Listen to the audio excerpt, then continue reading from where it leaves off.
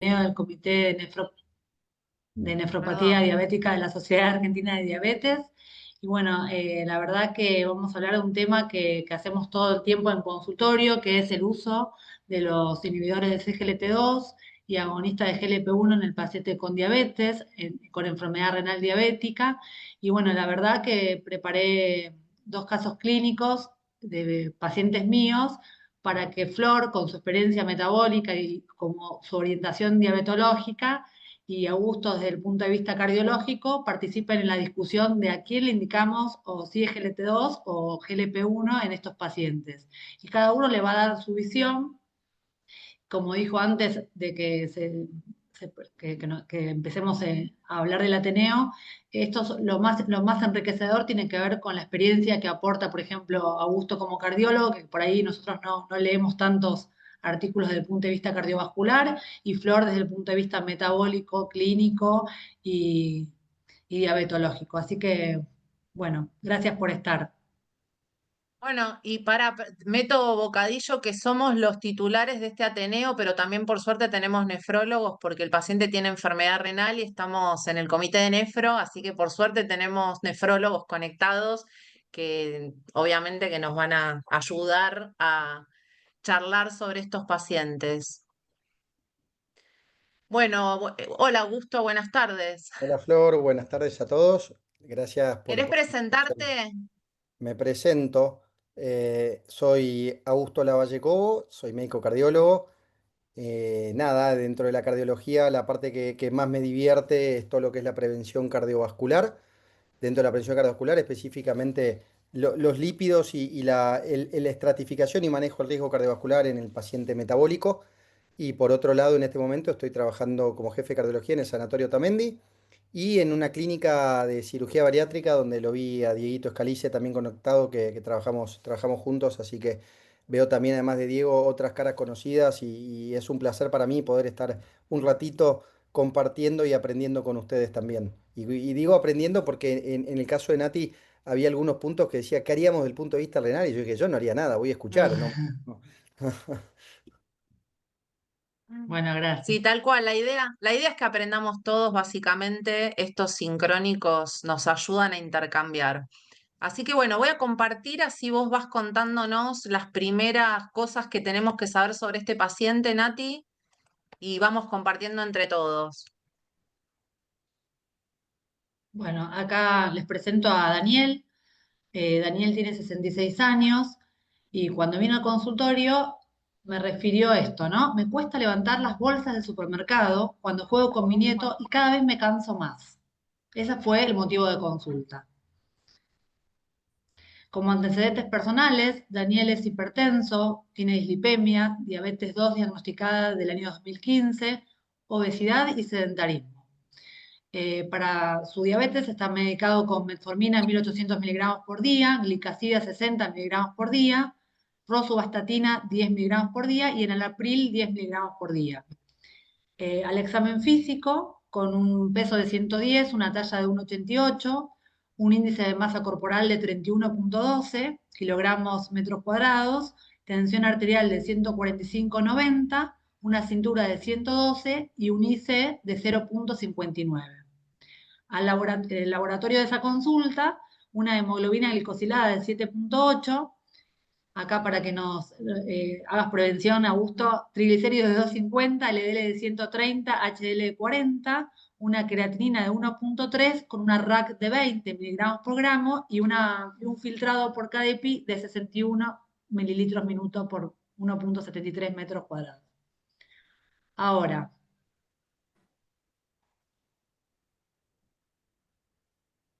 en los estudios complementarios, Daniel tiene un ecocardio con hipertrofia concéntrica del VI, función sistólica conservada, con una fracción de eyección de 60%, en el electro un ritmo sinusal, una frecuencia cardíaca de 100 latidos por minuto, un QRS con un eje de 0 a -30 y un ST normonivelado. Fondo de ojo sin signos de retinopatía diabética y en la ecografía abdominal, esteatosis hepática moderada con riñones de tamaño normal.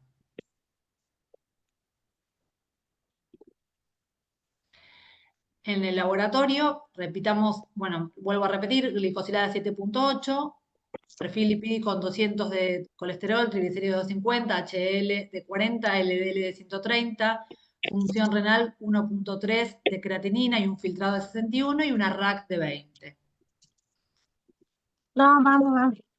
Perdón, se me Las siguientes preguntas.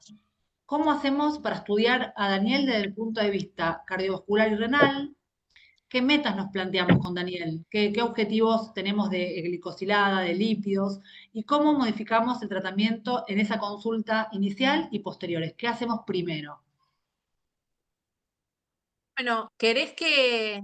Me parece que sería un buen momento como para por ahí hacer un stop acá, ¿no? Y empezar a charlar un poco a ver qué opina el público. Nati, ¿qué te parece? Augusto, ¿qué les parece? Vamos Sí, viendo Concuerdo. algunos comentarios, si quieren ir escribiendo en el chat, qué piensan, qué diagnósticos, bueno, un poco ya están acá escritos, pero cómo encarar a este paciente, qué pensar de la enfermedad renal, qué pensar de la el prevención riesgo. cardiovascular. Acá Carla pone que obviamente hay que mejorar el perfil lipídico, o sea, los factores de riesgo, es hipertenso, tiene lípidos altos. ¿Qué más? Reducir la Reducir, hemoglobina glicosilada, dice Ivana. Meta de LDL menos de 70, apunta acá Jorgelina, ajusto la medicación. Después acá Marcelo dice primero hacer diagnóstico de ICC con fe preservada. Y Lorena dice tratar la obesidad. recordemos el motivo de consulta, que era que cada vez que jugaba con el nieto se cansa más y le cuesta, o sea, a mí me hace ruido esa consulta, ¿no? Una consulta más cardiológica que metabólica, me parece, no sé. Tal cual, sí, sí, ahí están empezando a poner en el chat Disnea, ICC. Alejandro pone, agregaría Rosu 20, Setimibe 10. Estaba con Rosu 10 solamente y no estaba en meta, aparentemente, por lo que van poniendo acá. Reducción de peso, ver hábitos. Ese GLT2 ya Bien, acá, se o sea mandó que con el... SGLT2, IC con FEI preservada, pone Ale. Acá pone Luis, ecodoppler cardíaco y estudio funcional. Bien. Teníamos algunos estudios, ¿no? Hasta ahora teníamos poquitos estudios. Acá pone Magalí LDL 55. El RAC está en 20. 20. Acá Jorgelina lo teníamos. Bien. Y Yani pone para estadificar el paciente solicitar laboratorio para IC, eco, estrés también, además de ionograma. Y pregunta a los nefrólogos, ¿orina de 24 horas en este paciente?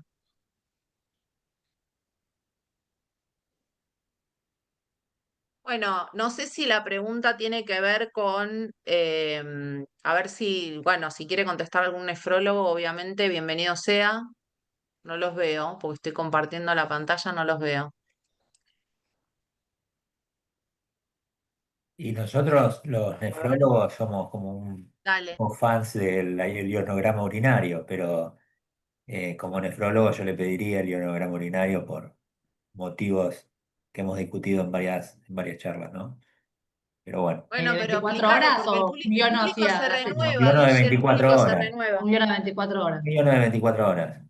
Aunque, bueno, con la orina de muestra aislada, que viste que somos también bastante fanáticos de ello, hay fórmulas, pero son más epidemiológicas para estimar el consumo de sodio diario. O sea, con muestra aislada, incorporás, hay fórmulas de una que se llama de Tanaka, que podés estimar el valor a partir de la muestra aislada del sodio consumido en 24 horas.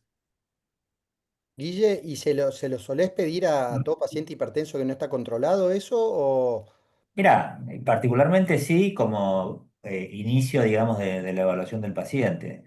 La verdad, nosotros le damos mucho valor, sobre todo, bueno, para el control de presión arterial y la preservación o sea, disminuir o enlentecer la progresión de la enfermedad renal, ¿no? yo me acuerdo hace un tiempo, Yusuf, desde McMaster en Canadá, publica un estudio muy interesante para ver el consumo de sal, etcétera, y en base a eso, cómo impactaba esto en eventos a mediano plazo. Y la verdad que me acuerdo fue muy criticado, independientemente del estudio fue bastante interesante, la metodología que ellos utilizaban, que era con un sodio al azar en orina, y un poco la respuesta fue esta también, ¿no? Es cierto, a nivel poblacional tiene una utilidad y epidemiológico por ahí más importante que desde el punto de vista individual, y creo que eso atentó un poco a su uso. Por eso está bueno esto que estás diciendo ahora, porque la verdad que es interesante. Agre- Voy a agregar algo. Yo estoy de acuerdo en hacer, especialmente cuando uno quiere convencer al paciente, que lo charlamos la otra vez en el grupo, en las charlas, cuando uno quiere mostrarle al paciente que dice que no come sal, pero sí comes, y con el valor de la orina. Pero en este caso voy a proponer una cosa que creo que no la charlamos tanto. Si yo le hago orina de 24 horas a este paciente, le deberíamos medir la creatininuria. Y digo por qué. Porque el paciente es un paciente obeso y elimina mucha creatinina y tiene 20, y por ahí si tiene mucha creatinina, el valor de 20 miligramos no es real, Subestimado. sino que tiene 35 o 40 y ya entraría en otra categoría. O sea, aprovecharía la recolección de orina de 24 horas para hacerle las dos cosas, ionograma y creatininuria, Sí, que sí. no se puede hacer en muestra aislada. Sí, coincido porque en realidad también la creatininuria es un marcador de adecuada recolección de acuerdo a la tasa de producción de creatinina en 24 horas. Eso lo usamos mucho. Para cualquier determinación de 24 horas, mandatoriamente 24, creatininuria de 24 horas debe ser solicitada. Para albuminuria, para Bien. proteinuria. ¿Y podés Y recordar los valores de creatininuria y de sodio urinario? A ver, de creatininuria, de acuerdo al género, para mujeres aproximadamente entre 10 y 15 miligramos por kilo de peso, y para el hombre entre 20 y 25 miligramos por kilo de peso. Y para el ionograma urinario, el otro día me rectifico, había hablado de 50 a 100 miliequivalentes, y la realidad, me fui a buscar el trabajo este que planteaba Alicia, la recomendación es entre 75 y 100 miliequivalentes, justamente a punto de partida de un estudio que se hizo importante, que las siglas es PURE o PURE, que sí es multicéntrico y demostró esto, ¿no? El beneficio de mantener el sodio urinario en esas variables para reducción de riesgo o de eventos cardiovasculares. Y no solo por eso, Guille, voy a agregar una cosita que también es interesante. Cuando uno le da en pacientes con diabetes, ¿no? Los estudios son específicos, si uno baja demasiado el sodio, colabora en aumentar el hiperfiltrado, ¿no? O sea, lo mismo que genera la diabetes, que es que llega menos sodio a la mácula y genera más hiperfiltrado, por eso se para en 75. Y una cosita más con respecto a la albuminuria, ya que estamos hablando de la orina de 24 horas. Cuando un paciente está desnutrido, digo porque siempre hablamos de obesidad, pero si el paciente está desnutrido, la creatininuria va a ser baja, puede llegar a ser de 800 miligramos en 24 horas, y ahí la albuminuria va a ser falsa para arriba. Digo para también tenerlo en cuenta en pacientes con neuropatías o atrofias musculares, digamos esta diferencia. En el obeso sería para abajo y en el desnutrido para arriba, el valor, De la falsamente. RAC. De la El RAC. RAC, sí, sí, sí. Bien. Por eso ¿Y habría que hacer. cuánto digamos, si este paciente no tiene una sarcopenia muy marcada, cuánto le creemos al filtrado hecho con tasa de filtrado glomerular estimado o por seca de EPI, digamos, las fórmulas, o le pedirían un clearance a este paciente con 31 de índice de masa corporal? Qué Ali. lío que nos metiste a los nefrólogos, Sí, Flor. se ríen los dos. Acá vamos a hacer una votación entre Natalia, Diego y Guille y yo, y no sé si hay algún otro que sea No va a haber nefrólogo. consenso, ¿eh? Va a haber discusión. A ver, Me Bueno, gustaría porque ¿quiénes vi, le creen? A ver, ¿quiénes le creen? Levanten la mano. A ver, en extremos de, Yo le pará, creo. obviamente el CKD-EPI para población con obesidad no está validado, o sea, nada está validado en definitiva. Siempre lo que hay que proponer es hacer una evaluación de la evolución del proceso, no tomarlo como una foto, sino como una secuencia, ¿no? Eh, Algunas recomendaciones de cleans medidos, o sea, de 24 horas, son extremos de sobrepeso, obesidad o sarcopenia, amputaciones. Para ese grupo de pacientes, algunas recomendaciones dicen que hacer el cleans medido, pero de todas formas creo que hay que ver no la foto, sino la película de la situación. si la discusión es si es medido con creatinina, pero el real sería medido con marcadores digamos, que no se hacen en la clínica habitual y no el Claro, ¿no? creatinina, porque la creatinina va a dar mal en el clearance y va a dar mal en la fórmula si somos estrictos, Ujú. digamos, ¿no? Habría que hacerlo Sí. con ioxedol o DTA, Talamato. que no sea, ¿qué? No, iotalamato, Sí, ioexol y todas estas sí, pero marcadores. nadie lo hace. La No. pregunta ahí es que tenemos que tener conciencia de que va a dar falso en cualquiera de digamos, en cualquiera de las fórmulas porque es la creatinina. Y si el paciente puede, ahí yo propongo hacer cistatina y asociarlo, digamos, si Ujú, económicamente. Quieren que tal cual. en el británico sale, perdón, voy a decir algo económico. La cistatina en el británico sale 15.000 pesos. Es barata. Ah, Digo, bien. para Ah, que se sepa, porque una Sí, paciente re. mía que es médica, en otro lado le pidieron 280.000 y se la hizo en Bueno, el británico. perdón. Voy a seguir compartiendo porque así no nos Perdón, extendemos con los tiempos. le quería Sí, hacer una consultita. sí, ¿Y sí. alguien hace, teniendo en cuenta el valor de la cistatina y de que no es muy fácil, de muy fácil acceso, ¿alguien hace el promedio entre el clearance de urea y de creatinina o si usan la cimetidina, si alguna vez eso en la práctica? Pues yo no lo hago, la verdad. Pero bueno, quería preguntarle al resto de los nefrólogos. a ver, Mira, Guille, contesta no, vos. no, a ver, la experiencia nuestra, por lo menos en los nefrólogos para el clearance mixto, que es el clearance de creatinina y el clearance de urea que plantea Natalia, es así. Eh, la verdad, uno te Sí, más que nada porque uno sobreestima, sí, el uno otro subestima y el otro infraestima, infraestima. es verdad. O por Es, ahí usar con Eso básicamente nosotros, la realidad del clínico mixto, lo usábamos hace unos años para hemodiálisis, para definir un poco las conductas, ¿no? De continuar en tratamiento, de mantenerlo y demás. Pero en la práctica diaria, la realidad yo no lo uso, sin duda que no.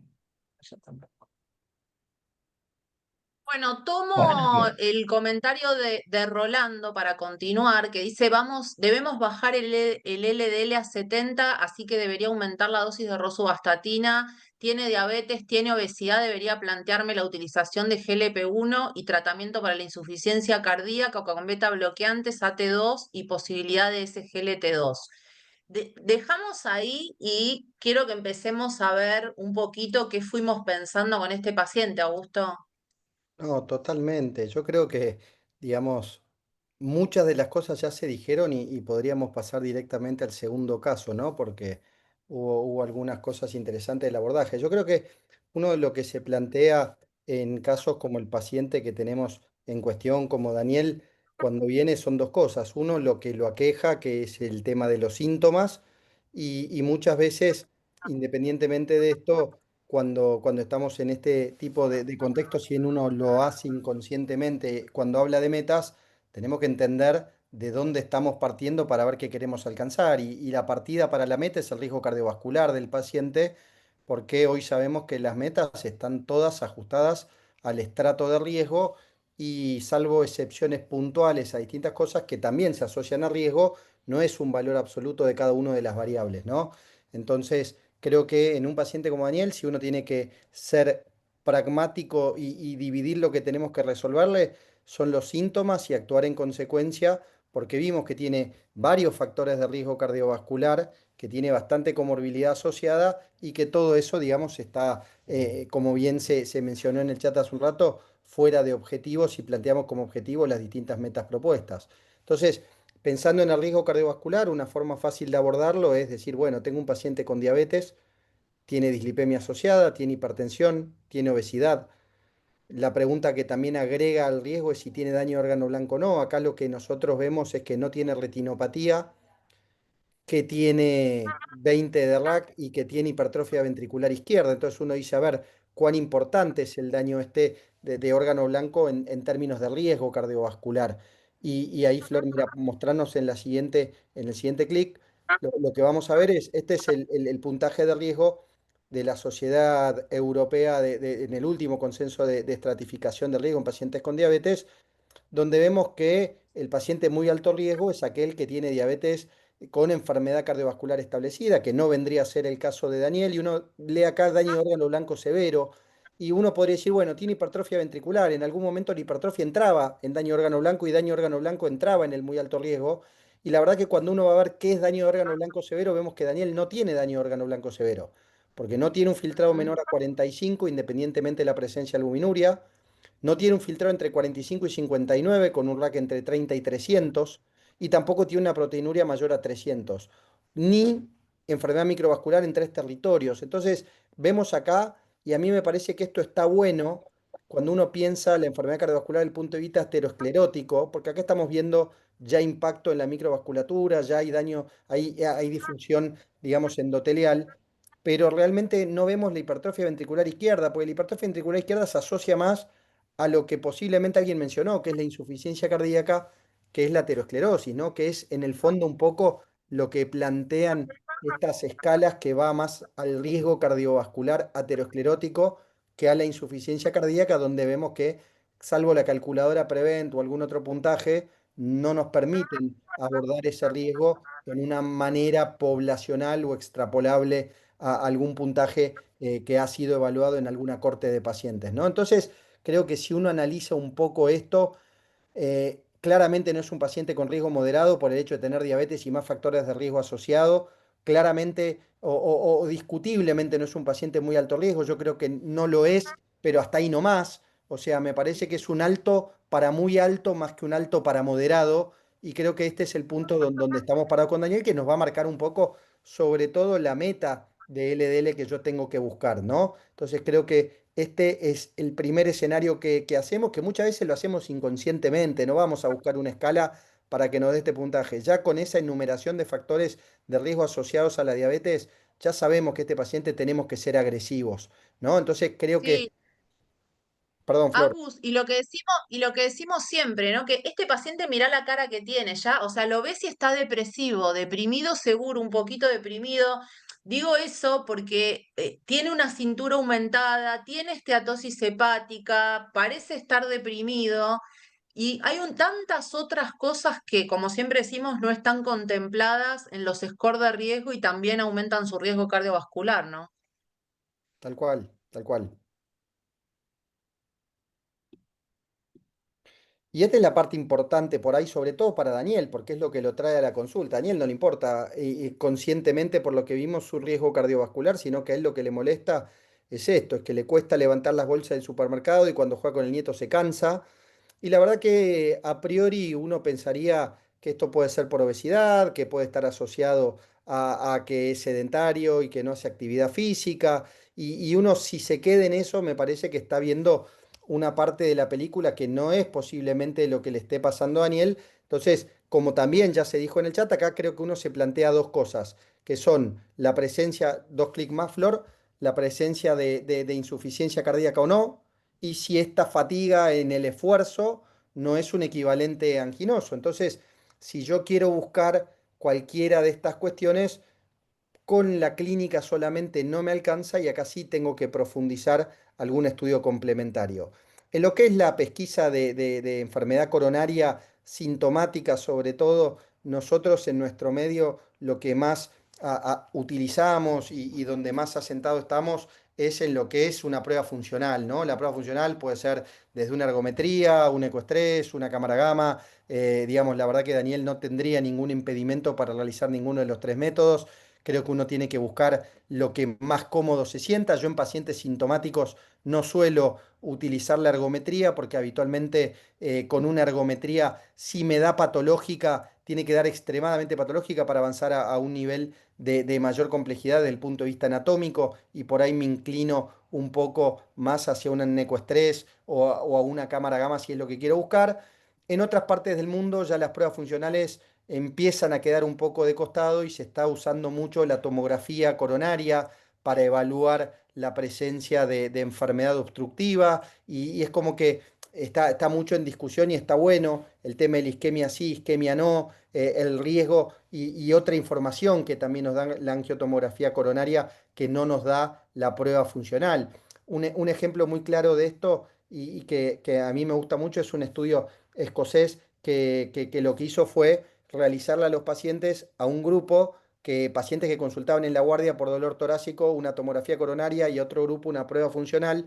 Y lo que más allá de los resultados del estudio, lo que me parece muy interesante, que los pacientes que tienen una prueba funcional negativa se iban de alta igual que como venían, a muy pocos se les acomodaba la medicación para el riesgo cardiovascular, mientras que a los que se les hacía una tomografía coronaria, independientemente que no hubiera enfermedad obstructiva, la presencia de placas o de calcio motivó a una mayor utilización de estatinas e incluso de aspirina en un grupo con respecto al otro. Entonces, creo que cuando uno ve la placa también actúa más en consecuencia, y por eso me parece que también lo anatómico tiene un rol importante en todo esto.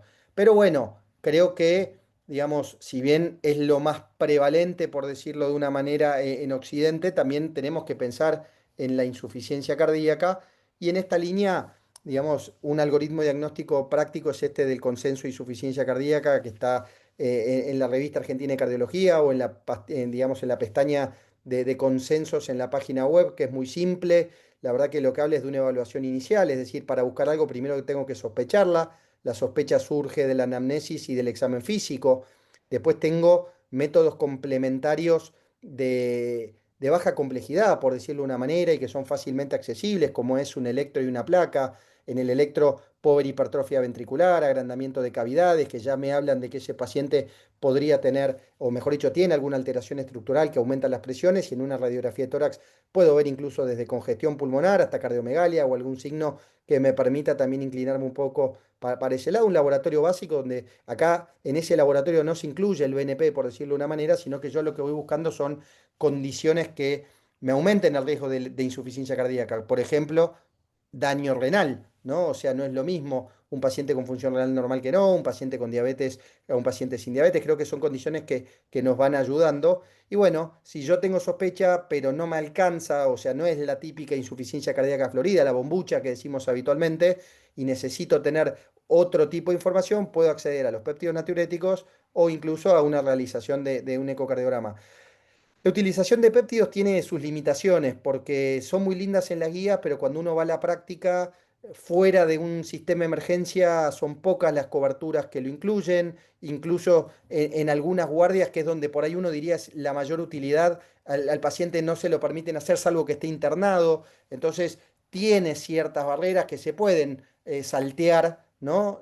Yo puedo hacer un laboratorio y pasarlo por guardia. O sea, cada institución tiene sus truquitos por ahí para poder hacerlo, pero no siempre es tan fácil como parece. Hoy hacer un ecodoppler cardíaco, la verdad que es algo que está al alcance de la mano para prácticamente cualquiera. Creo que hay una sobre oferta de estudios, y el Doppler nos va a confirmar, digamos, independientemente de la fracción de eyección, como ustedes ven ahí, que sirve para estratificar o fenotipificar la insuficiencia cardíaca y ayudarme en parte también a permitirme sospechar o no la etiología del tratamiento. Hay parámetros de relajación, hipertrofia ventricular, agrandamiento de cavidades, etcétera, digamos, parámetros hemodinámicos, como uno puede ver el tracto de salida del ventrículo izquierdo y una integral de área ahí que me permite ver un poco el volumen minuto. Yo puedo ver aumento de las presiones a través de patrones de relajación y ese famoso disfunción diastólica que hoy se informa tan seguidamente también. Creo que son cosas que nos orientan a pensar dónde puede estar parado Daniel. Y creo que esta definición es fácil, Flor, porque No es lo mismo tener enfermedad coronaria que tener insuficiencia cardíaca desde la no tan fácil a veces división para elección de si voy por un SGLT2 o si voy por un agonista del receptor de GLP-1. Sí, tal cual. Y me parece que una manera, digamos, como para empezar a orientarse en el paciente que tengo enfrente es esto que armaste que me encantó. Este slide me encantó porque creo que es justamente porque uno a veces tiene un paciente así como este que acabamos de ver y realmente no sabe cuál es el mejor fármaco para elegir porque todavía creo que no tiene bien en la cabeza armado el paciente que uno tiene enfrente, ¿no? O sea, me parece que estos 4 puntos son una gran forma de organizarse y bueno, contalo vos, que vos lo hiciste, este slide. No, total, creo que esto representa las metas, porque una vez la meta toma un valor absoluto, pero la meta principal es que el paciente que no tuvo un evento cardiovascular no tenga su primer evento cardiovascular, ni hablar que ese evento no sea la muerte, ¿no? Que no sea un evento fatal, que el daño renal que tenga no progrese, ¿no? Hoy si puedo hacer algo para evitar esa progresión de daño renal, y después como otras metas que impactan en estas dos. Yo me planteo y creo que todos hacemos lo mismo y vimos que los factores de riesgo no están controlados. ¿Cómo puedo optimizar ese control de factores de riesgo? E independientemente de la optimización de los factores de riesgo, cómo puedo hacer para reducir el riesgo cardiovascular a través de otros mecanismos, y creo que acá es donde juegan también el beneficio cardiovascular y renal de algunas moléculas, ¿no? Entonces, tomamos un poco dónde estamos parados y acá, digamos, creo que marqué algunas cosas que para mí son más representativas, ¿no? La hemoglobina glicosilada de 7,8, el LL de 130, la presión arterial, el índice de masa corporal, y esto no estoy diciendo que lo demás esté perfecto, pero creo que son variables donde yo intervendría primariamente para tratar de reducir el riesgo cardiovascular. No, ahí están los triglicéridos en 250, que no quiere decir que no me preocupen, pero me están para mí marcando más otra situación que considerar estos triglicéridos hoy como una diana terapéutica directa o de entrada. Creo que hay que mejorar otras cuestiones, hay que insistirle al paciente en otras herramientas, no los fármacos de entrada, que no quiere decir que yo haga una cosa y después vaya a tratamiento farmacológico. Este paciente tiene tratamiento farmacológico de entrada, pero esto no tiene que descuidar que yo, como ahí también se puso, priorizar la calidad de atención, brindar herramientas de promoción, prevención de la estabilidad, rehabilitar la salud y un montón de cuestiones que tienen que ver con la calidad de vida del paciente, el estilo de vida que él lleva y que hay claramente que tomar intervenciones en eso, ¿no? No hay que ser pasivo desde ese lado. Si uno no lo puede manejar, trabajar transdisciplinariamente y buscar quién nos puede ayudar con eso. Pero creo que es clave y seguramente ustedes coincidan y vos, Flor, también con esto. Sí, y obviamente que como se dijo en el chat y creo que un poco ya fue abordado, este paciente muy probablemente tiene que tener 70 o 55 de LDL. Lo ideal creo que sería que tenga un valor de hemoglobina glicosilada menor de 7 por lo menos, un valor de presión arterial también en meta, ¿no? Menos de 130-80 como tope, y obviamente que también lograr que baje de peso y que baje su cintura. Entonces, digamos, más allá de que obviamente en esta consulta podemos discutir después qué es lo primero, si uno le aumenta la estatina, si a uno hoy se va con un SGLT2, si hoy se va con un GLP-1. Vamos a intercambiar un poco cosas así que tenemos que tener en la cabeza a la hora de decidir entre este o este otro fármaco en este paciente y después en otro paciente. Primero, tengamos todo, para estar todos en la misma página, recordemos que ya tenemos un montón de trabajos, tanto en prevención primaria, por ejemplo, los estudios, ¿no? Donde gran incorporación, por ejemplo, en el rewind con dulaglutide. Acá estamos viendo un metaanálisis de todos los trabajos de GLP-1 de los últimos años, incluido el SOUL, que se publicó el año pasado a fin de año, e incluido el FLOW, que también se publicó el año pasado. Y entonces acá esto es como un montón de población, una población enorme, pero totalmente heterogénea, ¿no? Porque tenemos los trabajos tipo el Rewind, o sea, población bastante sana, en donde vimos reducción de, por ejemplo, el endpoint renal y también del endpoint cardiovascular. Y después tenemos en la otra punta del continuo, acá por ejemplo, el flow, ¿no? En un paciente ya con enfermedad renal más avanzada, en donde también pudimos ver reducción de endpoint renal favorable, reducción de MACE, reducción de muerte. O sea que a lo largo de todo el espectro del continuo tenemos trabajos con GLP-1. Cuando analizamos todo en conjunto, fíjense que hay una reducción del 14% de lo que sería MACE, 12% de mortalidad de toda causa, 14% hospitalización por insuficiencia cardíaca, que esto lo podemos después discutir a ver cuáles son un poco más las minuciosidades ¿no? de lo que dio GLP-1 en insuficiencia cardíaca, 17% del compuesto renal y con bastante seguro, digamos, todo en torno a la seguridad, la hipoglucemia, la retinopatía, cáncer pancreático, en este metaanálisis, muchísima seguridad y 71.000 pacientes incluidos. Si nos paramos en la vereda de enfrente y vemos qué pasa con los SGLT2, voy a también traer un metaanálisis que es de 2022 y publicado el año pasado en las CADIGO, en donde vemos que también progresión de enfermedad renal, tenga o no tenga diabetes el paciente, importantísima reducción de lo que es enfermedad renal, también de injuria renal aguda. Y fíjense que también en este caso 13 trials, 90.000 pacientes, cuando analizamos objetivos cardiovasculares, porque también este paciente que tenemos hoy enfrente, lo más probable es que tenga un evento cardiovascular antes de que se siga empeorando su riñón, y vemos 23% con ese GLT2 de menor mortalidad cardiovascular y hospitalización por insuficiencia cardíaca, 14% menos mortalidad cardiovascular y 11% menos mortalidad de toda causa. Y acá de vuelta, lo mismo que acabamos de decir con GLP-1, todos los trabajos metidos, diferentes poblaciones. Por ejemplo, acá estamos viendo dentro de los pacientes con diabetes, los trials en los que se estudió paciente con enfermedad cardiovascular o con factores de riesgo, sin enfermedad renal y sin insuficiencia cardíaca. Después tenemos los de insuficiencia cardíaca, después tenemos los trabajos de enfermedad renal, y en las diferentes poblaciones se ha podido comprobar todos estos beneficios. Y no solo esto, perdón, estas rayas que quedaron, que no sé, alguien las hizo y no las puedo borrar en este momento, no sé si se pueden borrar, pero bueno, no importa.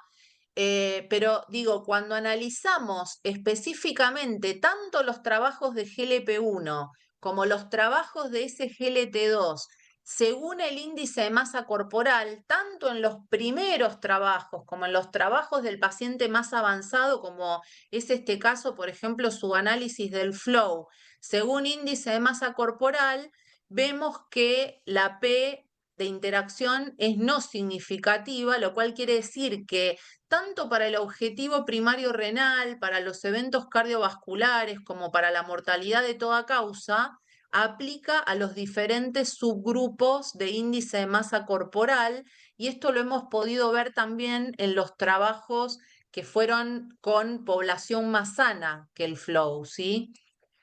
Después acá lo que estamos viendo es caída anual del filtrado según índice de masa corporal, y de vuelta también tenemos una P de interacción no significativa, o sea que el slope, o sea la caída anual, fue mejor en el grupo semaglutide 1 miligramo contra placebo en todos los diferentes subgrupos de índice de masa corporal.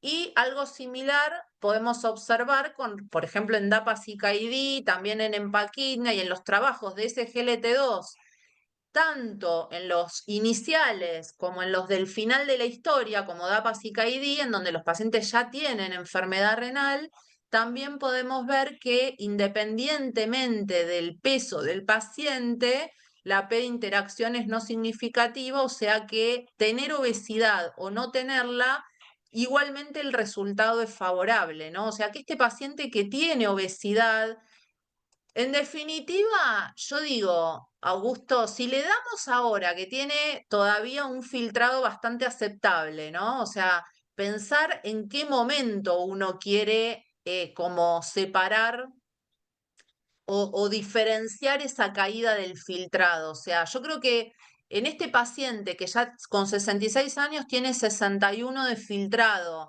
O sea, su filtrado viene cayendo, su albuminuria todavía está ahí en el límite, porque en realidad los dos parámetros están en el límite de la enfermedad renal. Acá estamos también analizando un trabajo que es como calcular el impacto de indicar el fármaco al comienzo de la enfermedad y el impacto de indicarlo al final de la enfermedad, ¿no? Con el paciente todavía un poco más sano, como estaría en el paciente nuestro o en el paciente ya con la enfermedad renal instalada.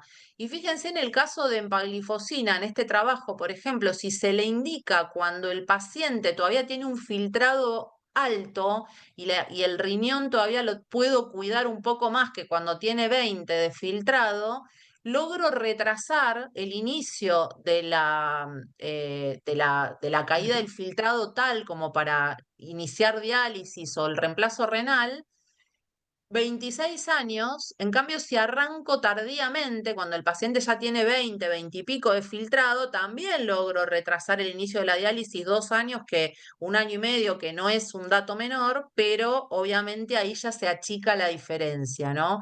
O sea que este trabajo también nos muestra la importancia del comienzo temprano de la estrategia preventiva para el riñón y también, obviamente, como fuimos mostrando, para la enfermedad cardiovascular.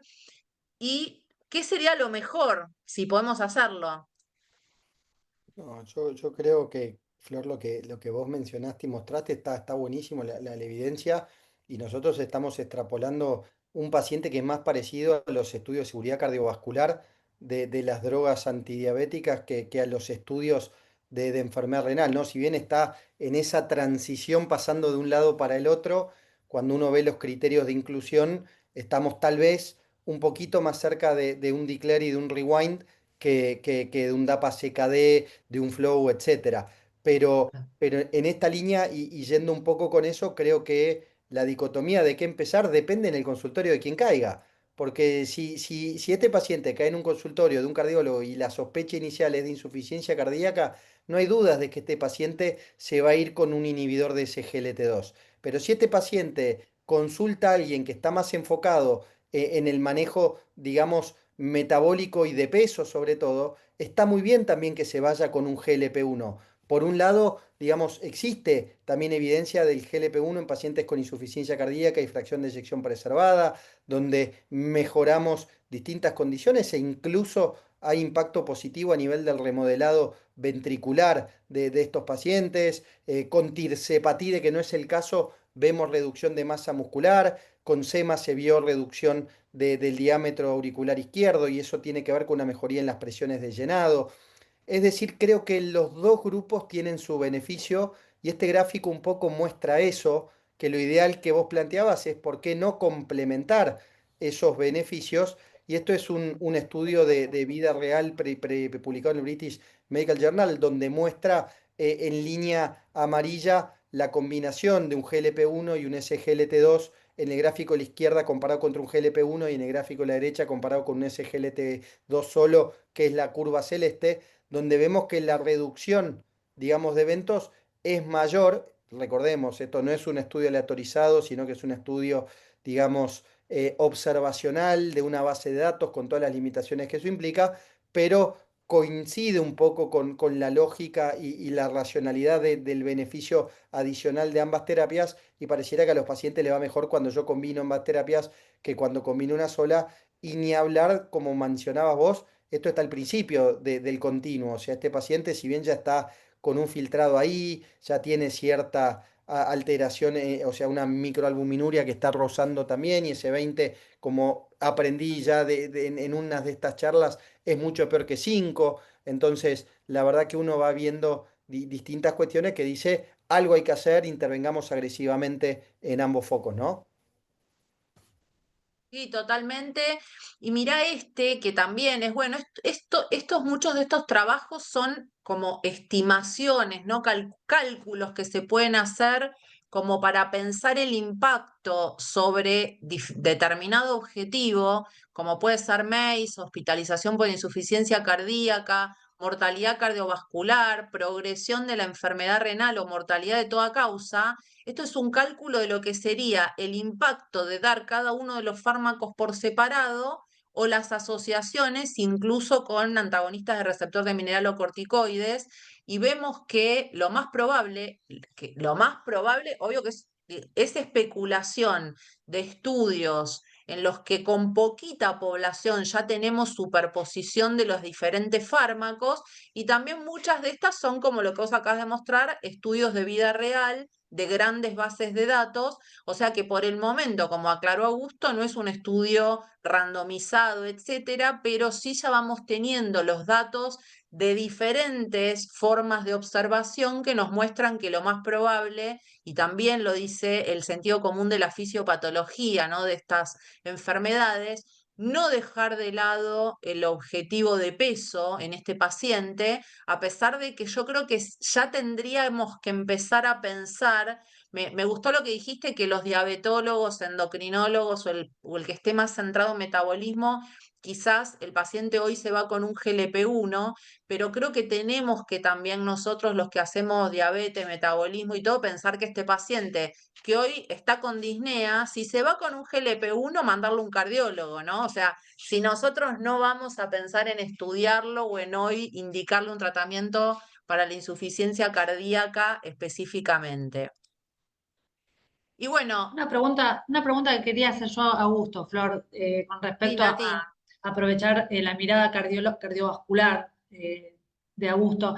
Eh, en realidad, entre un GLP-1 y un inhibidor de SGLT2, el impacto a nivel de insuficiencia cardíaca, porque vos por cuál te decidirías en Bueno, empezar. está buenísima la pregunta. A ver, si yo voy a este paciente y ya le puse el mote de insuficiencia cardíaca y me baso en las guías, no en lo que pienso, sino en las recomendaciones, tiene más peso la evidencia, es 1A para indicar un inhibidor de SGLT2, ¿sí? Porque es Mm. más contundente el impacto y el tipo de estudio que se hizo en términos de reducción de eventos cardiovasculares, que como todos sabemos es el combinado de muerte e insuficiencia cardíaca, principalmente expensas de la internación por insuficiencia cardíaca. Digamos, voy más para ese lado, por decirlo de una manera. Pero también los SGLT2 tienen beneficio y por ahí el beneficio tiene un impacto a más tiempo porque el mecanismo por el cual trabajan es diferente. Hay algo que es muy interesante que se evalúa tanto mirando el vaso de un lado como del otro, ¿no? Si yo miro una población de insuficiencia cardíaca en un estudio, más o menos entre el 40 y el 50% tienen obesidad definida por BMI. Pero Mm. si yo mido otra forma de mirar la obesidad, por decirlo de una manera, por ejemplo, con un índice cintura-altura, voy a tener un impacto de casi un 90% por ahí de esta población. Y cuando analizo cuál de estas variables es mejor predictora de eventos, me va a dar una mayor predicción la obesidad abdominal o visceral que el BMI per se, ¿no? Entonces, creo que eso también es muy importante cuando uno analiza los resultados de esto, qué es lo que están buscando, porque muchas veces los análisis están basados en el impacto en el BMI, y la verdad que hoy sabemos que el BMI no es un gran predictor como marcador a nivel de reducción de BMI y reducción de eventos. Es importante, pero por ahí si yo centro este objetivo en otras variables, ni hablar si se pudiera hacer un estudio con InBody o con composición corporal, creo que sería mucho más interesante para ver qué pasa en esta población. Entonces creo que el GLP-1 tiene un rol. ¿Qué hago yo en el consultorio en este paciente? Las dos Primero le cosas. doy un SGLT2, ¿sí? O sea, por lo general, es raro que yo le dé las dos cosas de entrada a este paciente. Y si alguien lo Mm. hace, está perfecto. Pero hace poco hay un paciente, esposo de una nefróloga que conoce a Ali, que no tiene mucho que ver con esto, pero tiene un aire a este paciente y la verdad que vio un poco. Yo por lo general estos pacientes, creo que hoy incluso en la unidad coronaria se van con un SGLT2. O sea, se lo ponen casi al ingreso, te diría, los mismos residentes a este paciente. El SGLT2 hoy, digamos, para este escenario deja de ser una droga antidiabética y es una droga para la insuficiencia cardíaca. El GLP-1 en la insuficiencia cardíaca todavía creo que no tiene un rol tan Tan protagónico. fundamental y tan protagónico como es el inhibidor de un SGLT2. Si lo pensás más como tratamiento de la obesidad, que por un lado condiciona la insuficiencia cardíaca y por otro lado se asocia a peor pronóstico también, ¿no? Entonces, le voy a tratar la obesidad y le voy a mejorar la insuficiencia cardíaca. Desde ese lado todavía lo seguimos viendo así. No lo pensamos como un fármaco para la IC, como sí lo pensamos en un SGLT2. Buenísimo, gracias. Luis, Sí, yo quería hacer una consulta también a Augusto. Cuando hablamos al principio de score en enfermedad coronaria, bueno, dijimos un estudio funcional y se plantearon distintas alternativas. Y a mí me queda siempre una duda con el tema del score de calcio, la TAC coronaria. Digamos, si bien uno lo ve desde el lado clínico, a veces uno ya a este paciente le hace un ecoestrés y el lugar que ocupa el score de calcio. Sería para aquellos casos, en lugar de hacerle el ecoestrés, en aquellos ecoestrés que dan dudosamente positivos. Eso quería yo preguntar, básicamente. También, re interesante la pregunta, porque como nosotros no tenemos mucha experiencia cotidiana con el score de calcio como tiene otro lugar y las publicaciones muchas vienen con el score de calcio, a veces se nos confunde un poco. El score de calcio, hacelo, digamos, como hace un paralelismo como si fuera la pesquisa ateromatosis subclínica con un Doppler carotidio y un Doppler femoral. En un paciente sintomático, digamos, yo no uso el score de calcio, que es una tomografía de tórax sin contraste, porque el score de calcio original es eso. Después, cuando yo hago una angiotomografía, también se informa el score de calcio. Pero si yo pido score de calcio, es para ver, hagamos un equivalente a teratosis subclínica en un paciente asintomático. En un sintomático, y te orienta un poquito más, pero si el score de calcio es cero y está sintomático, el paciente puede tener una placa blanda. Entonces, realmente no sirve en este escenario. Sí sirve para estratificar el riesgo como un risk enhancer o modificador de riesgo, amplificador de riesgo, la presencia de un score de calcio que nos va a permitir, por otro lado, un valor predictivo negativo. Si el score de calcio es cero, no es que el paciente no vaya a tener un evento, hay que analizar el paciente en su contexto, pero si tengo un score de calcio cero, las chances de que ese paciente, a nivel poblacional, no individual, ¿no? O sea, muchos pacientes similares, tengan un puntaje, un riesgo, un evento en los próximos 5 años es muy baja e incluso es baja en los próximos 10. Entonces, yo lo uso más en el paciente en el que voy a pedir un Doppler carotidio, uso la misma indicación por ahí, o carotidio o un score de calcio. En el sintomático, si quiero usar la tomografía, es un angio para ver la luz vascular, es decir, para ver si hay obstrucción o no. El calcio no me habla de obstrucción coronaria. Pues Muchas es una gracias. céntrica tranquilamente que no genera obstrucción, ¿no? bueno, y me gusta ese concepto de los incrementadores del riesgo, sobre todo para este paciente, porque si a este paciente le hubiera dado muy alto riesgo cardiovascular, bueno, ya está, básicamente ya tenemos bien más claras las metas, pero como dio ahí en el límite entre muy alto y alto, quizás ahí tener una LPA, tener un Doppler carotidio femoral, ¿no? O sea, como que o evaluar otras cosas que consideremos que puede ser modulador o aumentador del riesgo, nos puede también enfocar un poco más a cuál es la meta. Sí, coincido, Flor. Igual creo que a veces por ahí complicamos más las cosas de lo simple que muchas veces son, ¿no? Porque digo, tenemos un paciente creo que tenía 130 de LDL con 10 de Sí. rosuvastatina, ¿no? ¿Qué tengo que hacer con este paciente? O sea, en prevención primaria en el mundo actual donde estamos. Subámosle la dosis de rosuvastatina, combinémoslo con ezetimibe, llevémoslo al valor más bajo que podamos. Podemos pensar en una triple terapia con ácido empedoico con un nivel de evidencia menor.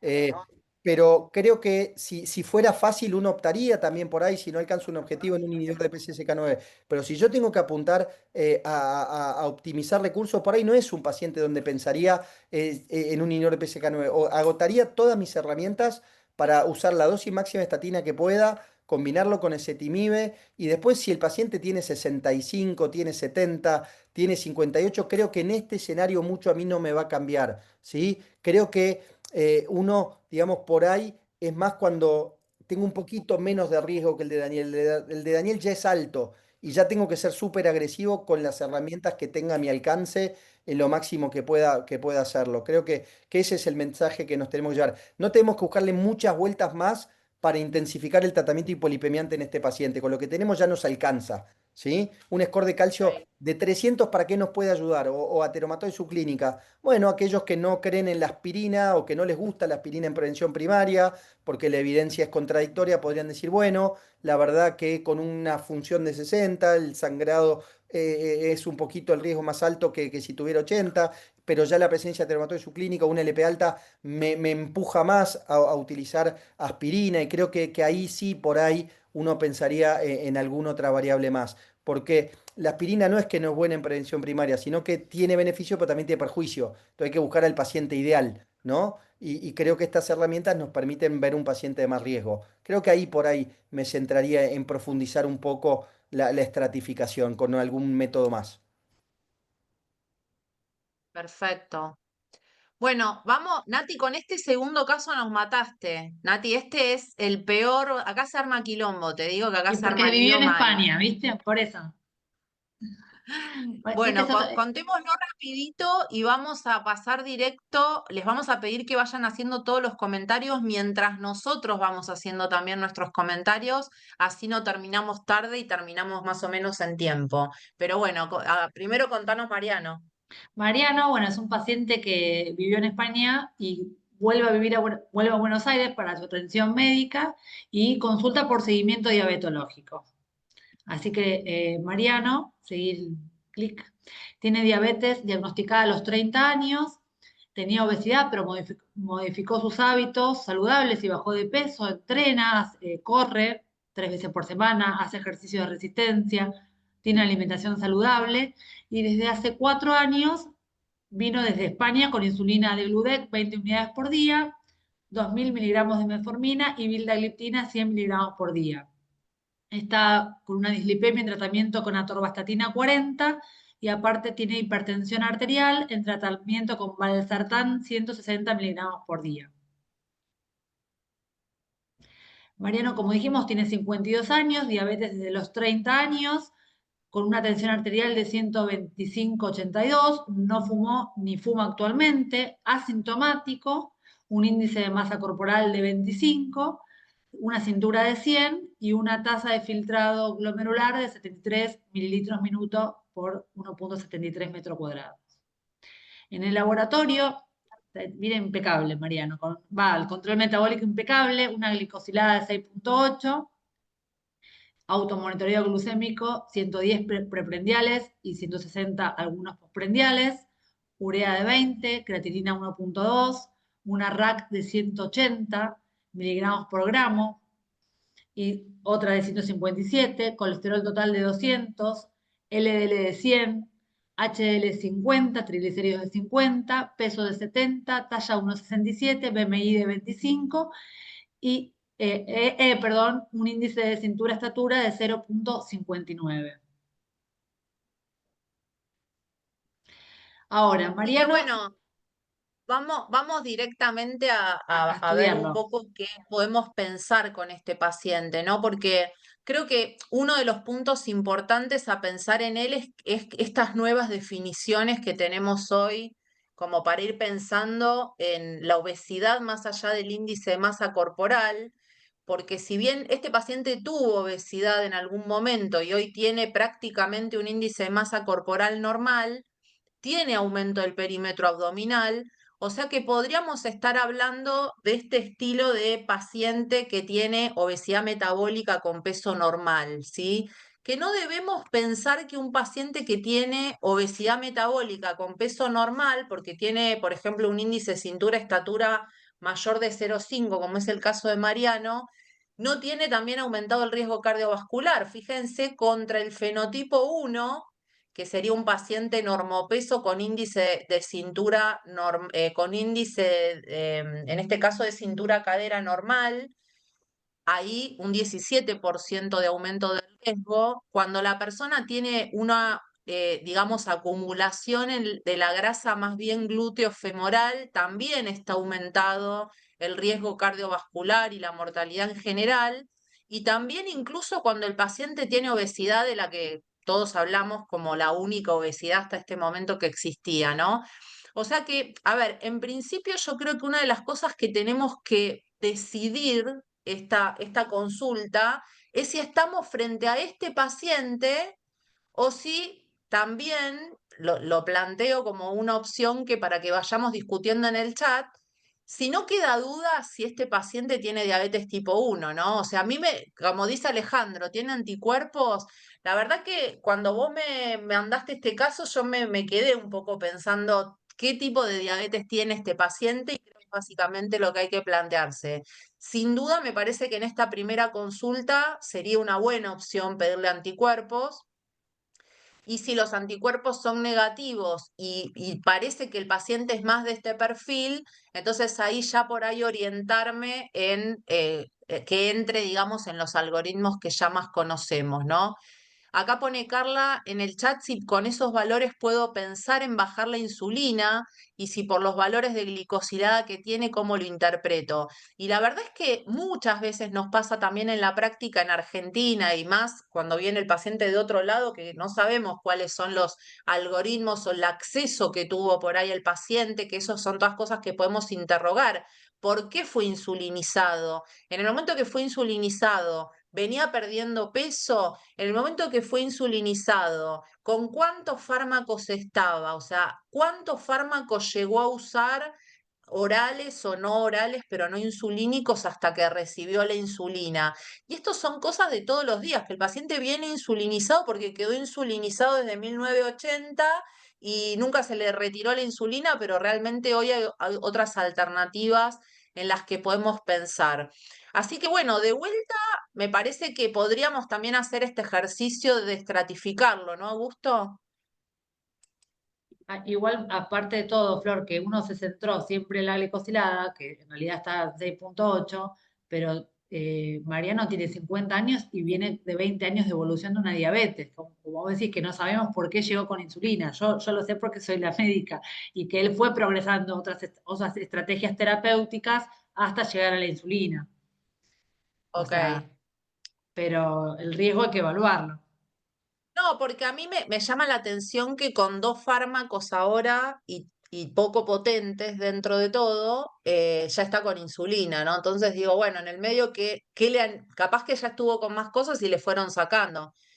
Pero bueno, también creo que una forma de mirarlo a este paciente es más allá de qué tratamiento por su fenotipo debe recibir, si yo lo miro desde el punto de vista del riesgo cardiovascular, me parece que ahí también veo, está con insulina, está con metformina y está con Vilda. O sea, sacando que puede ser que esté bien en metas de presión y de LDL, después no tengo nada para mejorar su riesgo cardiovascular. ¿Y cuál es el riesgo cardiovascular, Augusto, de este paciente? Depende que usemos, me parece. Y esta para mí este paciente es el que nos muestra que lo que a mí muchas veces me gusta decir que los scores son muy lindos, pero que muchas veces no sirven para mucho. Y creo que este es el caso. Si yo me centro en lo que me están recomendando que haga en este paciente, es un paciente con riesgo moderado. Si alguien cree que este Ujú. paciente con 20 años de evolución de su No. diabetes tiene riesgo moderado, ¿moderado de qué? O sea, no es muy alto, no es alto y es moderado. Y la verdad que bueno, a mí estas cosas me cuestan mucho, por eso no, yo en lo personal no uso scores en el consultorio, salvo que necesite algo puntual. La verdad que me parece que este tiene olor ya a alto riesgo, ¿sí? Por lo menos a ser agresivo, más a los 52 años. Y acá hay otro puntaje que creo que esto es lo interesante que nos muestra, que es el AJA Prevent, que está en este caso marcadas las características clínicas de él con el hecho de su diabetes. Todas las columnas que ven a la izquierda es el riesgo de enfermedad cardiovascular aterosclerótica y de insuficiencia cardíaca, que oscila a los 10 años entre 9,6, 5,9 y 4,9 cada uno de estos puntos. Obviamente a los 30 años, que en alguien de 50 está bueno pensar qué le va a pasar en los próximos 30, tiene casi un 50% de riesgo de que le pase algo. Es decir, si yo lo clono a Mariano, a uno de los dos algo le va a pasar en los próximos 30 años y eso para mí ya te saca el moderado del medio. Entonces, después claramente si yo veo qué le puede pasar y bueno, de ese evento que le puede pasar, miren ustedes qué interesante, la mitad parecería ser enfermedad cardiovascular aterosclerótica y la otra mitad insuficiencia cardíaca. Pero lo que es más llamativo y más interesante, sobre todo a corto plazo, es que este paciente, si le agrego el RAC que tenemos marcado, usando esta calculadora, ¿no? Con un valor absoluto de RAC, no en forma dicotómica, miren, ese 9,6 pasa a 13,6%, ya pasé alto riesgo. Ese 5,9 pasa a 8,2% de enfermedad aterosclerótica.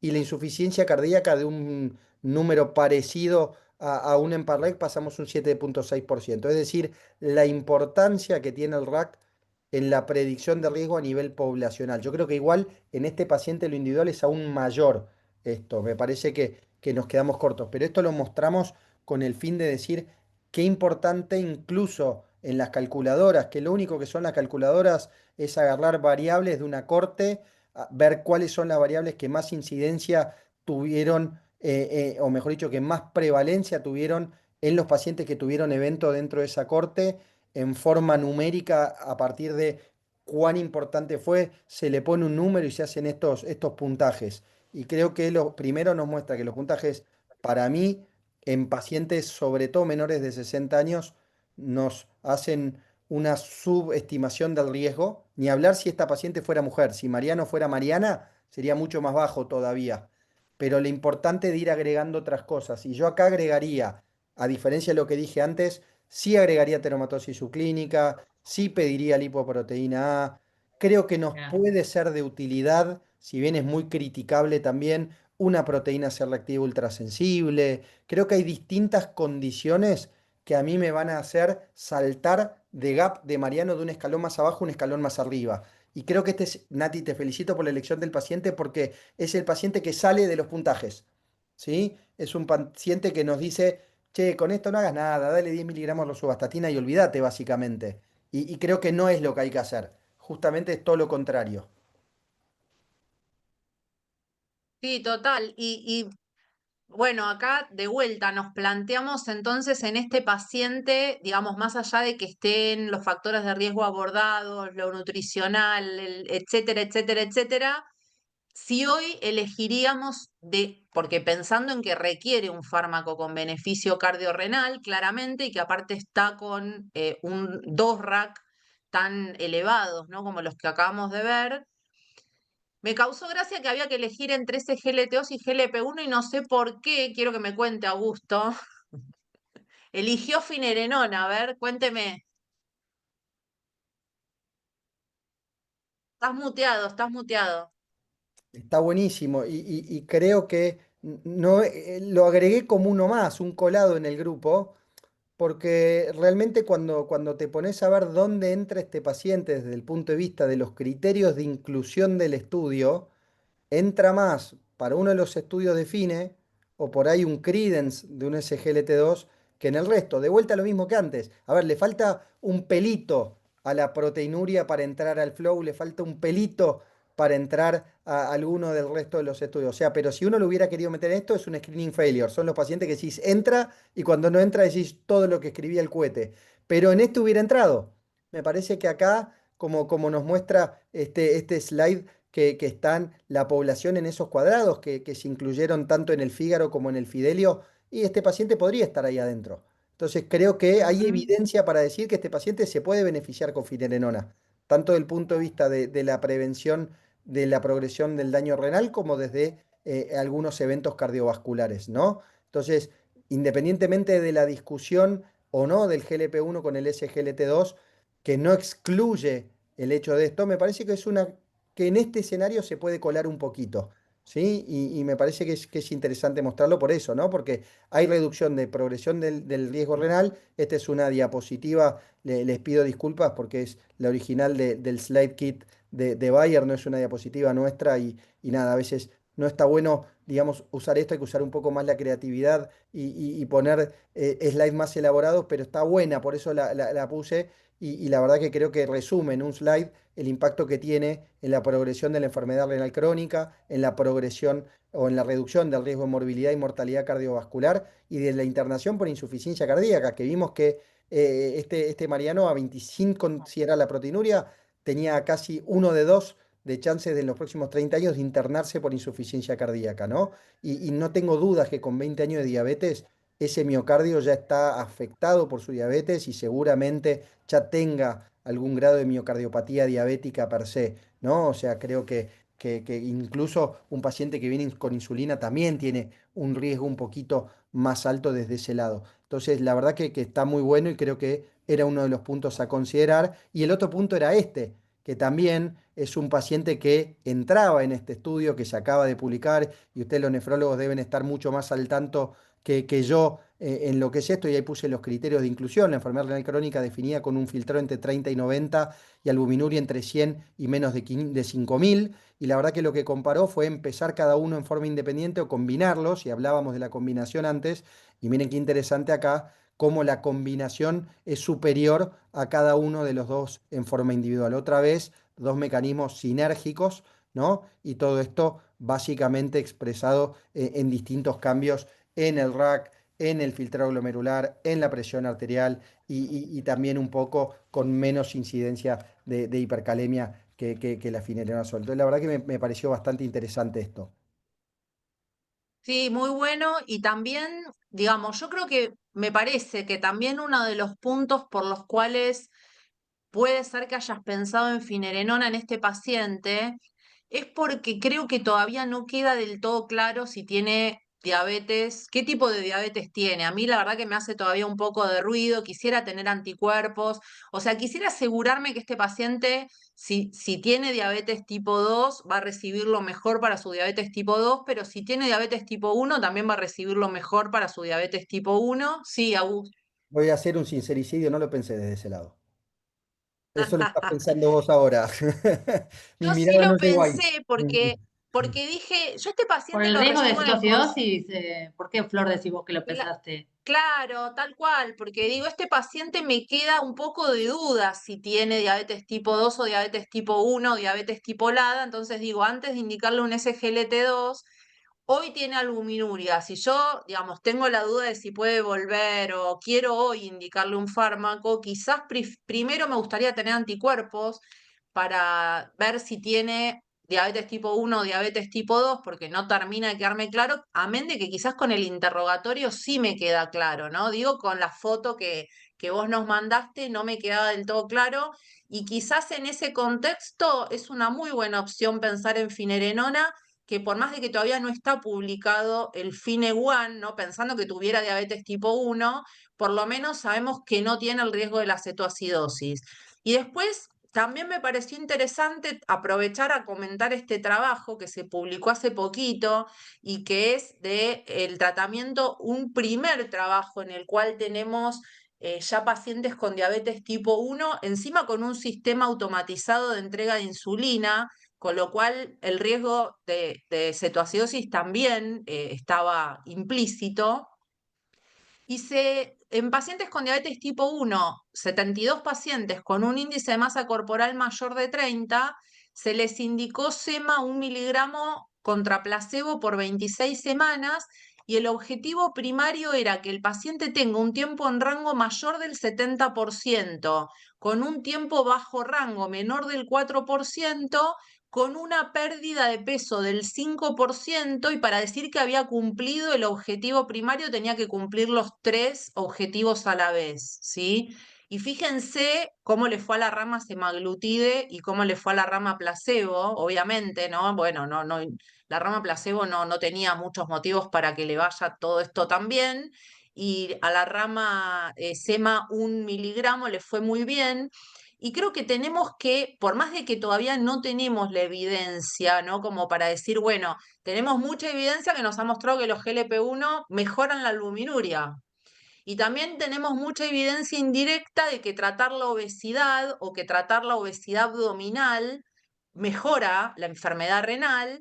Y de pronto, bueno, acá tenemos una primera alternativa en donde los pacientes bajaron 8 o 9 kilos, no hubo aumento de la cetoacidosis, solo los efectos adversos típicos, o sea, gastrointestinales, y el 47% logró bajar más del 10% del peso, que bueno, como decíamos antes con August, ¿no? O sea, quizás mejor sería ver cuánto bajó la cintura, pero bueno, por ahora casi todos los endpoints de los trabajos nos muestran índice de masa corporal, y si bien acá no tenemos un resultado renal para ver, y creo que eso va a faltar tiempo como para tener trabajos con SGLT2 o con GLP-1 en eventos así más duros, creo que estas evidencias un poco nos ayudan a pensar en el paciente con diabetes tipo 1 con obesidad, que no estamos tan abandonados y que lo único que tenemos, la única opción podría ser el SGLT2, ¿no?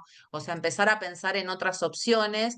Y bueno, en definitiva, casi Flor, todos nuestros pacientes, sí, Agus. perdón, te interrumpo segundos.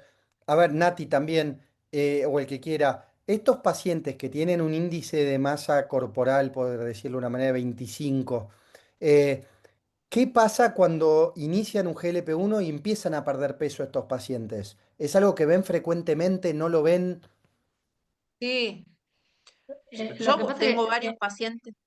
Sí, no, Nati. lo que quiero contar es que María no, o sea, uno pone una diapositiva de un momento estático de la historia clínica. En el continuo de su seguimiento pusimos que sostenía hábitos saludables, pero como todos sabemos, la obesidad no es una cuestión, o sea, con estilo de vida, dieta, de ejercicio, 5% sostiene el peso. O sea, en el continuo Mariana no está siempre con índice de masa corporal de 25. De repente sube a 27, aumenta de peso cuando deja de correr, trabaja muchos home office, está 12 horas sentado, eh, come saludable, pero a veces en algún momento tuvo un monitoreo glucémico, un freestyle, y hacía excursiones glucémicas postprendiales elevadas, 7,8 de glicosilada, 7,2, o sea, más picaba la postprendial que la preprendial. Yo le puse un GLP-1 o sea, basando esto, lo que mostraste vos, Flor, o sea, si bien no hay evidencia, clase 1 para indicarlos en diabetes 1, porque tiene anticuerpos, uno tiene que ver que el paciente tiene una historia, no es esa foto estática con un índice de masa corporal de 25, sino en el continuo es un paciente que cuando hablamos de la diapositiva esta del cardiorreno metabólico, no está en etapa 1 claramente, está en etapa 2 y ya tiene sobrepeso, obesidad con un aumento del índice de cintura-estatura, o sea que metabólicamente es un paciente que tiene riesgo. Aparte de la diabetes 1 y como vos decís, de lo microvascular, tiene lo macro también alterado, ¿no? Donde hay que trabajar con las dos cosas y eso, un poco. Sí, totalmente. Con sus 20 años de diabetes, con la albuminuria que tiene, con el perímetro de cintura que tiene, yo creo que una vez descartado rápidamente la posibilidad de diabetes tipo 1, de vuelta, si pudiera estar con los dos o con los tres fármacos, estaría espectacular. Y contesto de paso la pregunta que está, bueno, hay un comentario de, hola, ¿cómo estás, María Frasinetti? Dice ella que GLP-1 siempre inicia con índice de masa corporal de 27. Y sí, la verdad es que es la indicación que hemos tenido actualmente, ¿no? O sea, más de 27 con comorbilidades o más de 30 índice de masa corporal. Pero hoy que estamos cambiando un poco las definiciones y centrándonos también bastante en la antropometría, digamos, en el fenotipo del paciente y no solo en el índice de masa corporal, probablemente esto va a tener que ir cambiando. Y después le contesto a Gabriela que dice que si le agregamos GLP-1, si tenemos que suspender la bilda, que sí la suspendemos, y ahí en ese contexto, ¿cuánto bajamos la insulina basal? Este paciente estaba bien controlado de la diabetes, así que realmente sería esos pacientes que haríamos un descenso de la insulina de un 20% aproximadamente. Y también obviamente que en este contexto en donde todavía no tenemos muy claro si tiene diabetes tipo 1 o tiene diabetes tipo 2, bueno, yo creo, Nati, ya que estás convencida que tiene diabetes tipo 2, ¿no? No, no, él tiene anticuerpos positivos. Ah, Tiene bueno, ok, anticuerpos positivos. acá, cierto que acá se los borramos porque no queríamos que tenga diabetes tipo 1, porque Claro, si no era un pero lío. son los pacientes que a veces, la mayoría de los que estamos acá en el Ateneo, a veces tenemos y son los que más tenemos dudas de decir, bueno, ¿qué hacemos? ¿La damos, no la damos? ¿La damos por diabetes 1? ¿La damos por riesgo? ¿La damos por la albuminuria? Y bueno, la verdad, me parece, Flor y Augusto, que no podemos dudar de que un paciente con diabetes, ya sea con anticuerpos o sin anticuerpos, con esa albuminuria, no reciba un CGLT2. Me parece que lo tenemos que dar. para proteger ese riñón. Bueno, eso lo podemos, sí, o sea, como que ahí podemos discutir porque yo creo que ahí, digamos, en este paciente en particular, si realmente tiene anticuerpos positivos, tiene que ser un ultra especialista el que se anime a indicarle un SGLT2 y me parece que si el paciente tiene diabetes tipo 1, no tiene ningún sentido que esté con Vilda, Con sí metformina puede y tener algo de Vilda. Exacto. Claro, sí puede tener sentido que esté con metformina, la Vilda no tiene ningún sentido en él, sí me parece que tiene que tener un sensor, sí me parece que tiene que Sí. tener probablemente, ya si tiene tantos años de diabetes autoinmune, un tratamiento mejor de las postprandiales que una vildagliptina, al margen de tratar la obesidad y al margen de pensar en fármacos que mejoren la evolución cardiorrenal. Ali, No, yo creo que aparte yo le dosaría péptido, porque si tiene péptido muy bajo, yo personalmente no le pongo un CGLT2 y estoy de acuerdo con Augusto en ponerle finerenona, que le va a Tiene proteger péptido el C riñón. bajo. Tiene péptido C bajo, ¿eh? Claro, bueno, ahí ¿por qué no ponerle finerenona, que le va a proteger el riñón y no tiene riesgo? Nosotros con algunos cardiólogos tenemos pacientes tipo 1, inclusive con diabetólogos, con Marilí. Yo también tengo pacientes con enfermedad renal tipo 1 que le hemos puesto finerenona porque el paciente tenía hipotensión ortostática, no toleraba ni siquiera 5 miligramos de enalapril y fuimos a la finerenona y el paciente está re bien. Y lo vemos con Hugo Sanabria y Marilillo, y anduvo muy bien. En este caso, yo personalmente le pongo finerenona en primera instancia y después veo si baja la panza o no baja, que el EP1 estaría más tranquila. Yo no le pondría CGLT2 a este paciente, le pondría cualquiera de los otros dos. No, no le veo el beneficio, sí, tal digamos, cual, tal cual. Me parece que, o sea, puede llegar a tener el beneficio de bajar la albuminuria y de proteger cardiovascularmente, pero a un riesgo muy alto que creo que no, que hoy tenemos otras alternativas, que es un poco, creo, la mejor decisión. Después hay que ver si con la finerenona, con el GLP-1 no lograste mejorar la albuminuria, bueno, ahí lo vemos. Pero me parece que hay otras alternativas antes. Acá preguntan si el hecho de tener diabetes tipo 1 incrementa el riesgo de pancreatitis al darle un GLP-1. Eso no tenemos la respuesta porque no hay tanta evidencia como para poder contestarlo. ¿Qué anticuerpos le pediríamos? Y sí, podríamos pensar igual dos cosas, ¿no? Me parece que tal vez en tantos años de evolución de la diabetes puede ser que los anticuerpos estén negativos. Podemos empezar con un antigad, podemos pensar también en un SINT8, podemos pensar en un IA2A, pero en definitiva el péptido C creo que sí, con tantos años de debut de la diabetes nos va a dar un poco más de información, que también lo había puesto Luis en el chat. El péptido C creo que acá sí se justifica mucho, como también para ver el riesgo de cetoacidosis que tiene si le indicamos un SGLT2. Acá, bueno, también comentan en el chat que preferirían un GLP-1 si tiene diabetes tipo 1 antes que ese GLT2. Pregunta María Eugenia si la metformina se la dejarían, y yo creo que tiene este paciente algunas cosas de insulinoresistencia, como el perímetro abdominal, que podría ser beneficioso no sacarle la metformina, puede que requiera menos dosis de insulina.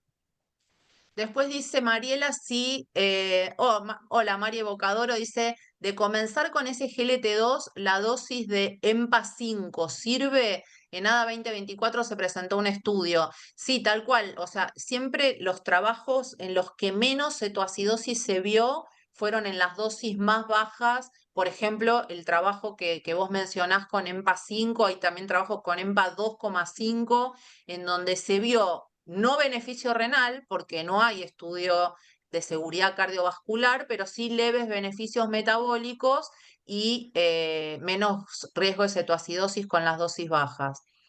Después acá pone Carla, si sabiendo que tiene diabetes tipo 1, bajo igual la insulina O sea, puedo ver ahí también el cálculo por peso, cuánto le da la basal. Yo creo que este paciente, si tiene diabetes tipo 1, tiene que estar con un esquema basal bolo, tiene que estar con un sensor, o sea, tipo, bueno, habría que El paciente estuvo muchos optimizarlo. años sin insulina, ¿eh? Estuvo casi 25, como 15, 16 años sin insulina, ¿eh? O sea, la utilización de insulina fue cuando se puso más insulinopénico y vino de España con insulina basal.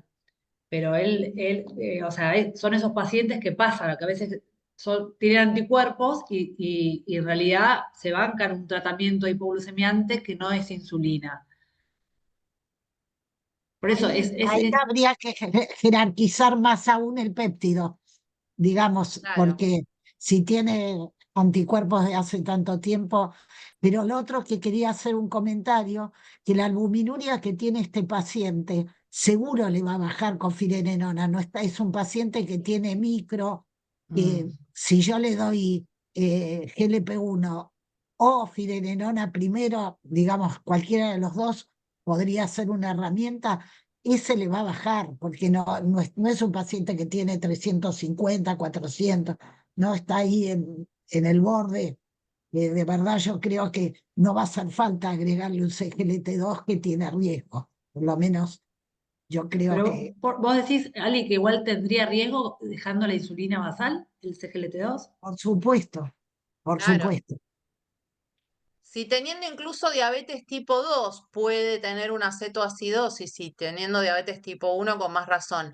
Acá están preguntando, y me gusta esa pregunta porque ya A ver. estamos muy en hora, entonces vamos a ir cerrando, pero me quedo con la pregunta de Carla para aprovechar a hacer total publicidad del próximo Ateneo que lo va a estar presentando la doctora Alicia Elber. ¿Con quién, Ali?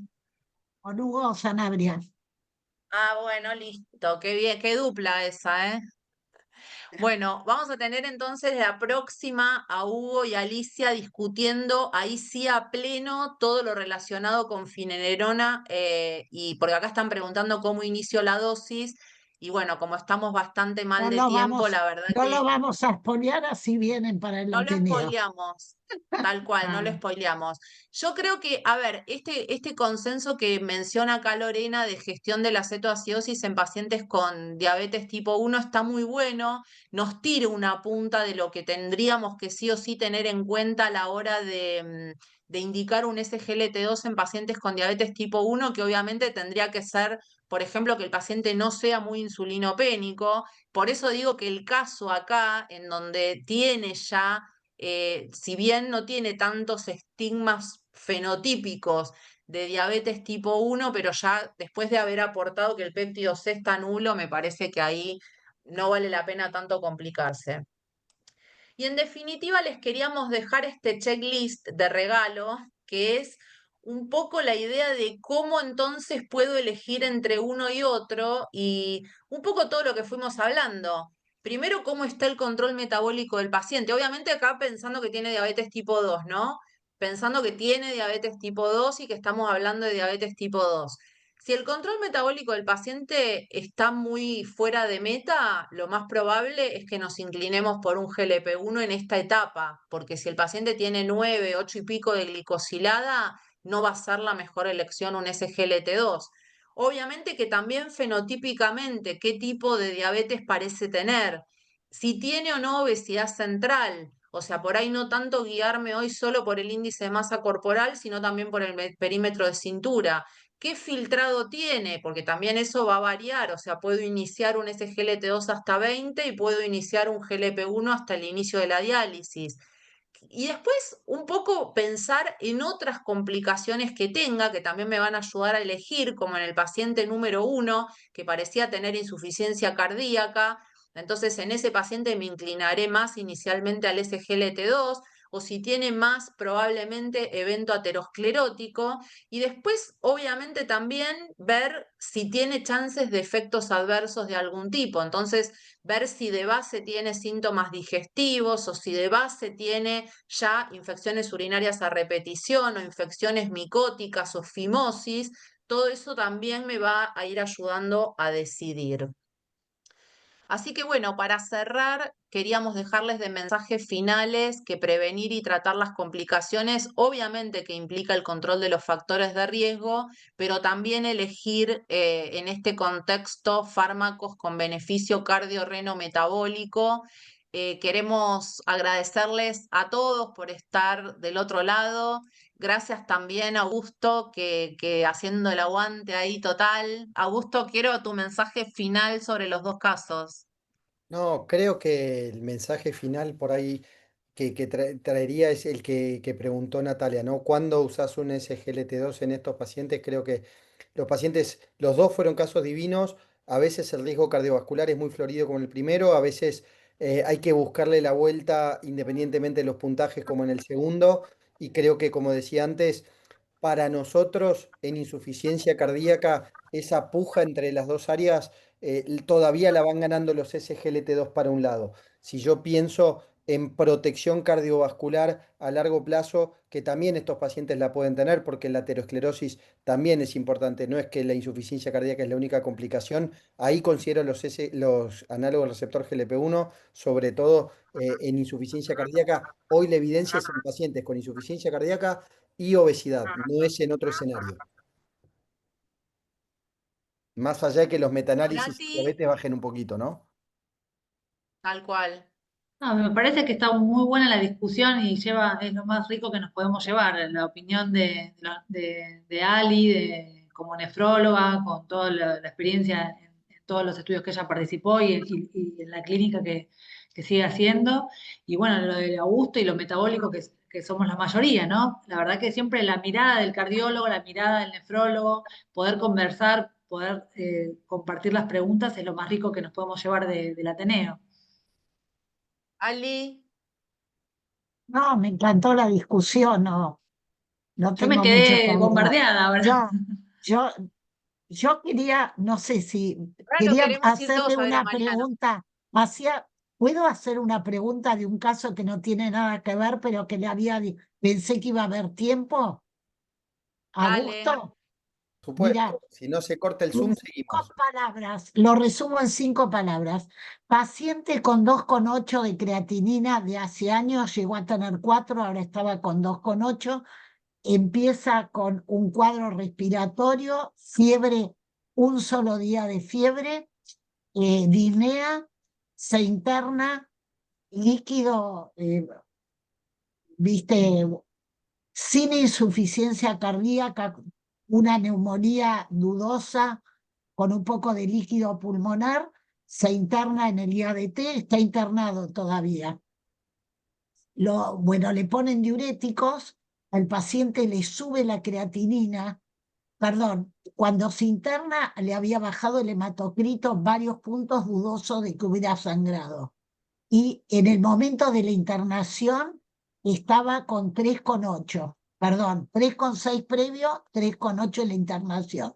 Le ponen diurético, el paciente estaba con DAPA, el paciente mío estaba con DAPA, le ponen diurético y le sacan, porque le sube de 3,8 a 4,4 la creatinina, le sacan la DAPA.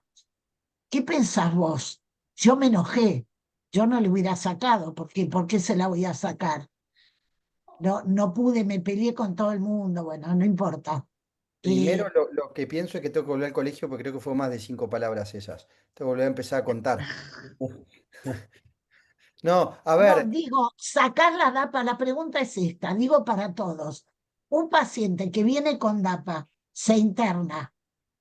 El paciente, no, la parte infecciosa está perfecto, fue un pico así, que no sé, estaba con antibióticos, pero nada urinario, nada.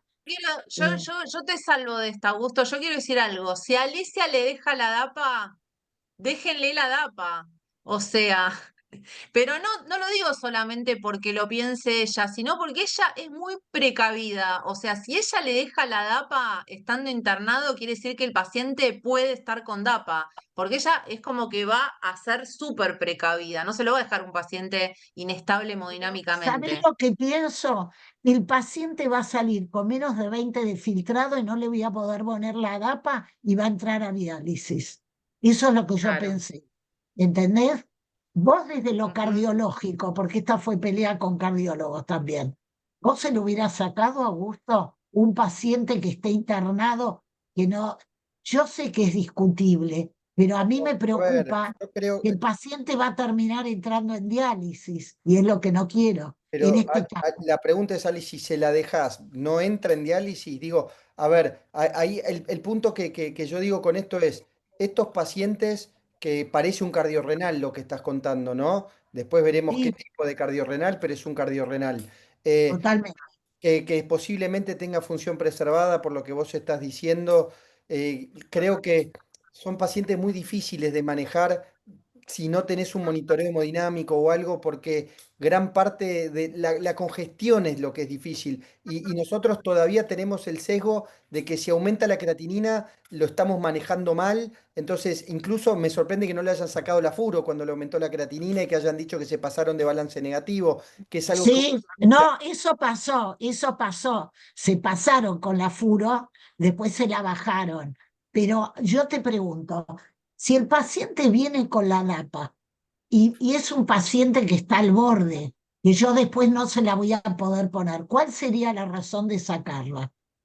No, la razón por ahí por la que uno la saca, digamos, con estos A pacientes ver, en eso es internación lo es que quería escuchar. porque no tenés experiencia en manejar estos pacientes con DAPA, me parece, ese es el Ah, primer punto. Ah, Y después decís, bueno, a ver qué pasa, si sube o sea, porque yo digo, la función renal no va a subir porque esté con la DAPA, porque ya la DAPA la tenía de antes, no es que se la puse totalmente. y le empeoré el No, filtro. subió por la furosemida que se pasaron y bajó demasiado de peso. Nosotros somos en eso, por ahí tratamos de, en el paciente congestivo que viene con diuréticos, le dejamos los diuréticos con los que viene y en este caso, no te digo que le dejemos la DAPA a todos o que se la saquemos a todos, creo que es muy, muy individual el médico que lo recibe, Coincido. después tratamos de dejarlo, pero sí somos precoces con el inicio, a estos pacientes sí les sacamos los ahorradores de potasio, les sacamos el espiro si hubiera traído por el riesgo de hipercalemia, pero el resto la verdad que no se la ponemos de entrada ahí a ese paciente, pero digo, Ah, algunos se la sacamos y alguna no, y te digo, no tiene un fundamento lógico. Sobre todo en las infecciones, los terapistas son más proclives a sacarlo por el riesgo de cetoacidosis, que este paciente, por lo que contás, no pareciera tenerlo, pues ya estaba estabilizado y que creo la que glucemia estaba súper bien, y me ¿no? parece que el estudio de DAPA en COVID no sirvió para nada desde el punto de vista del COVID, pero nos da un montón de información de que es seguro empezar DAPA en pacientes internados por problemas infecciosos y creo que ese es el mensaje positivo del estudio. Bueno, No tiene una lógica Ali, cardiovascular. O sea, y me listo, preguntas a mí, yo tampoco tengo listo. lógica para Voy eso, a ir mañana a no tengo seguir un algoritmo peleando. de No, eso. ya se lo saca. Listo, ya pueden ir a comer. bueno, Chao, gracias a gracias, todos. Chao. gracias, Hasta luego. gracias. Chao, un gusto. Gracias, Chao. Igualmente. Augusto. Nada, Chao, y Ali, los gracias, cardiólogos Nati. miramos poco el riñón todavía. Eso es una respuesta que te puedo dar también. Hola. Chau, chau. Chao, hasta Chao. luego. Chao, gracias.